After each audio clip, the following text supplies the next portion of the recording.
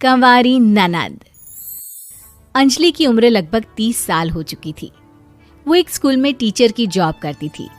अंजलि के घर में उसकी माँ के अलावा उसका छोटा भाई और भाभी भी रहा करते थे। 30 साल की उम्र होने के बाद भी अंजलि की अब तक शादी नहीं हुई थी। इस बात को लेकर अंजलि की माँ रुक्मिणी देवी काफी परेशान रहा करती थी। माँ, मैं स्कूल जा रही हूँ, जरा मेरा टिफिन तो दे दीजिए। अब क्या पूरी जिंदगी मैं तुझे टिफिन बनाकर देती रहूंगी? अरे कुछ सोचा भी अपने बारे में या बस ऐसे ही? क्या माँ, सुबह सुबह फिर वही बातें लेकर बैठ गई। माँ गलत क्या कह रही है अंजलि दीदी? इतनी उम्र हो चुकी है आपकी, माँ कब तक आपकी सेवा करती रहेंगी? भाभी, मैंने माँ को कब कहा कि मेरी सेवा करो? वैसे भी अपना टिफिन मैं खुद तैयार कर लेती हूँ, बस टेबल से उठाकर देने को ही तो कहा था। वैसे अंजलि दीदी, देखा जाए तो टिफिन उठाकर देने की उम्र तो आपकी है। आपका अपना घर परिवार बच्चे होते तो ये जिम्मेदारी आज आप पूरी कर रही होती। एक बात मेरी समझ में नहीं आती, अगर मेरी शादी नहीं हुई तो इसमें मेरी क्या गलती है? और तुम सब लोग मेरे पीछे क्यों पड़े रहते हो? अरे कुछ कहना क्या पीछे पड़े रहना होता है? अपने छोटे भाई को देख, तुझसे 3 साल छोटा है लेकिन 2 बच्चे खेल रहे हैं आंगन में। मुझे आप लोगों की कोई बात नहीं सुननी, जा रही हूँ मैं। और आप में से किसी को मेरा कोई काम करने की जरूरत नहीं है, मैं खुद संभाल लूंगी। इतना कहकर अंजलि वहां से चली जाती है। शाम को जब अंजलि अपने स्कूल से लौटकर घर वापस आती है तो उसने देखा कि पड़ोस वाली निर्मला चाची वहां पर बैठी हुई थी। क्या बात है अंजलि बिटिया, नौकरी करके वापस आ गई? जी चाची जी, कैसी हैं आप? मैं तो ठीक हूँ बेटा, तुम बताओ शादी के बारे में कुछ सोचा या नहीं? अरे रहने दीजिए ना, इससे तो शादी की बात करना ही बेकार है। कुछ भी कहो तो गुस्सा करती है, बात बात पर आंखें दिखाती है। माँ, आप ऐसा क्यों कह रही हैं? मैंने कब आप पर गुस्सा किया? अरे अंजलि बेटा, तुम्हारी माँ ठीक ही तो कहती है।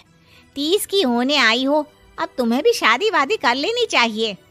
चाची जी, आप तो ऐसे कह रही हैं जैसे शादी करने से मैंने मना किया हो। रहने दीजिए निर्मला चाची, हमारी अंजलि दीदी को अभी तक उनकी पसंद का दूल्हा नहीं मिला ना, इसीलिए वो शादी नहीं कर रही। भाभी, ऐसी कोई बात नहीं है।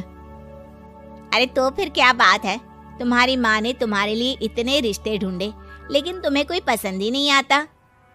क्या है ना चाची जी, हमारी ननद रानी नौकरी जो करती है ऐसे ही थोड़ी ना किसी को पसंद कर लेंगी। अरे भाई, नौकरी का घमंड है तो बात अलग है, कोई और बात हो तो बताओ, कोई रास्ता निकाला जाए। नहीं चाची जी, कोई बात नहीं है, बस मुझे अभी तक अपनी पसंद का कोई मिला नहीं है। सुन लिया आपने, इस लड़की के तो पर निकल आए हैं और इतनी उम्र में अपनी पसंद का कोई मिलेगा भी नहीं इसे। माँ, आप मेरी शादी को लेकर हमेशा मुझे ताने क्यों मारती रहती हैं? अपनी माँ की बातें तो ताने लगती है। ताने हैं? बताओ, मैंने कुछ गलत कहा क्या? देखो, ये सब छोड़ो, मेरी दूर की बुआ का बेटा है, उसकी अभी शादी नहीं हुई है, उम्र होगी कोई 34-35 साल। आप कहें तो बात आगे बढ़ाऊं? अरे हाँ, क्यों नहीं, ये भी कोई पूछने की बात है। अरे जल्दी से लड़के को यहाँ बुला लो। माँ, आप मुझसे पूछे बिना मेरी शादी की बात करने जा रही हैं, और मेरी उम्र 30 भी पूरी नहीं हुई है। निर्मला चाची कह रही है कि वो लड़का 35 साल का है। अंजलि दीदी, आपको क्या लगता है इस उम्र में कोई फिल्म का हीरो आएगा आपके लिए? देखिए, अब पसंद और नापसंद की बात तो रहने दीजिए, पसंद करने की उम्र तो आपकी निकल चुकी। अब तो जो भी मिले उसी से शादी कर लीजिए, इसी में भलाई है। तेरी भाभी बिल्कुल ठीक कह रही है। अब जैसा रिश्ता मिले उसके लिए हाँ कर देना, ताकि हम भी गंगा नहाए। ठीक है, चलिए मैं उस लड़के को कहती हूँ, वो कल ही अंजलि को देखने आ जाएगा। अगले दिन निर्मला चाची के दूर का रिश्तेदार अंजलि को देखने उसके घर आता है। उसका नाम था अजय। अंजलि जी, तो आप नौकरी करती हैं, वो भी स्कूल में? जी हाँ, मैं स्कूल में टीचर हूँ। हमारी बेटी बहुत होशियार है। अरे पढ़ने लिखने में इतनी होशियार है, इसीलिए तो इसकी नौकरी लगी है स्कूल में। हाँ ठीक है आंटी जी, जरा मुझे भी तो बात करने दीजिए आपकी बेटी से। जी पूछिए ना, क्या पूछना चाहते हैं? अंजलि मैडम, ये तो बताइए कि आपने अभी तक शादी क्यों नहीं की? बस ऐसे ही, कहीं कोई रिश्ता पसंद नहीं आया इसलिए। लेकिन क्या मैं आपसे पूछ सकती हूँ कि आपने शादी क्यों नहीं की? अंजलि, क्या कर रही हो तुम? लड़कियों को इस तरह की बातें नहीं शोभा देती।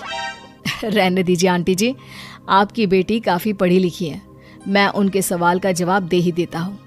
वो क्या है ना, मुझे भी अभी तक अपनी पसंद की कोई लड़की नहीं मिली। अच्छा, कोई बात नहीं। वैसे आपकी तनख्वाह कितनी है? कितना कमा लेती हैं महीने का? जी यही कोई 25,000 महीने। बस 25,000? इतने से क्या होता है? इतने से तो आजकल घर भी नहीं चलता। आपके कहने का क्या मतलब है? अरे मैं तो ये सोच कर आया था कि नौकरी वाली लड़की है, आराम से 40,000 कमाती होगी। माफ कीजिएगा, आपका और मेरा रिश्ता नहीं हो सकता। जी कोई बात नहीं, मुझे भी आपके साथ शादी करने में कोई इंटरेस्ट नहीं है। अंजलि, किस तरह की बात कर रही हो?